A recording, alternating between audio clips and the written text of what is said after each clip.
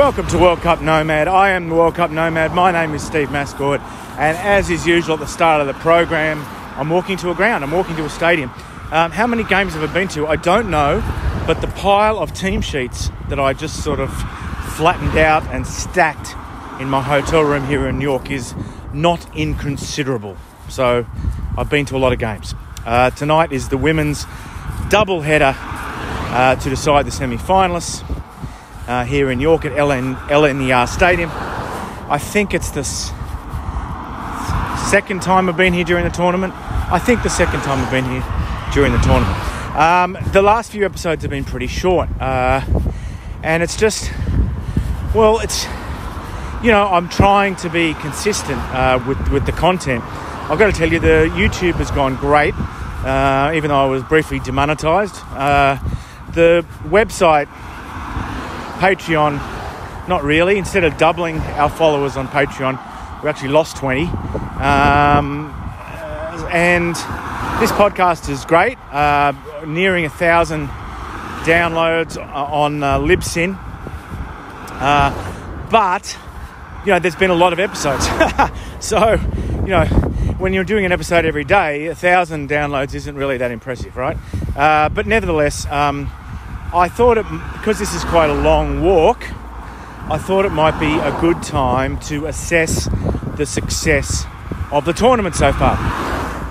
So today I was in Leeds. I was at the Ibis Budget there, which I've stayed at many, many times. And I came down for breakfast, paid 12 quid for breakfast because I just hardly ate the last 2 days, just drank. Sure enough, now it's a bit windy, so I'm thinking maybe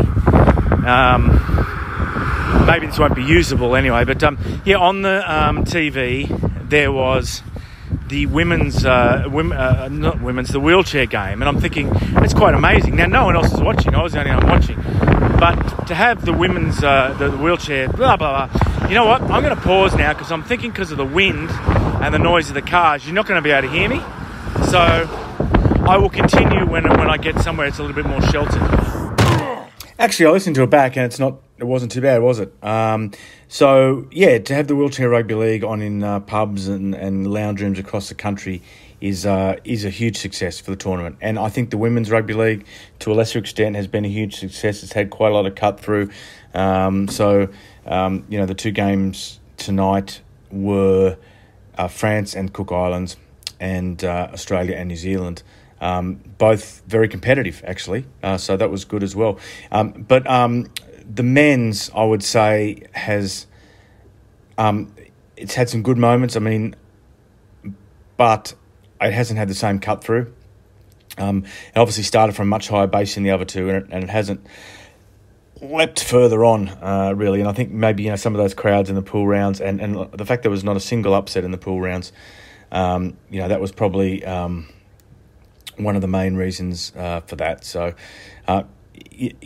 it's been good. It's been a fantastic experience, and I think there's things to learn from it. And I think maybe one of them is that the tournament in France in 3 years probably won't be as ambitious as far as number of games and teams as they said it was going to be. Anyway, I guess I've said at the start of the show that the episodes have been too short, and this is going to be another short one. Sorry, but I thought we might have a listen to the French player Laureane Biville, because I like Jérôme Guisset. She speaks her English with a definite Australian twang, having played rugby league in Brisbane. So that was 26-18 Cook Islands over France. And then the later game, I was joined by a friend and I watched that with a beer, and it was an absolute cracker. Australia 10, New Zealand 8. That's going to be an amazing final when those two meet again. Okay. Talk again soon. Bye. I had the chance to play with Wigan this summer, and obviously it's a different level than in France. And I think how young athletes really need to look forward and to do the same, because we need to grow as athletes, and we need to just develop our level. And if the little girls, the little players can just, not for a long time, but maybe for a season or two, or just for the summer, just you know, go to play in Super League or even in Australia, that will be obviously a plus for us, because they will come with more skills, more experience, and just, you know, just see what we do overseas. It's really important for us in France, and yeah, just to grow our level in France as well. So.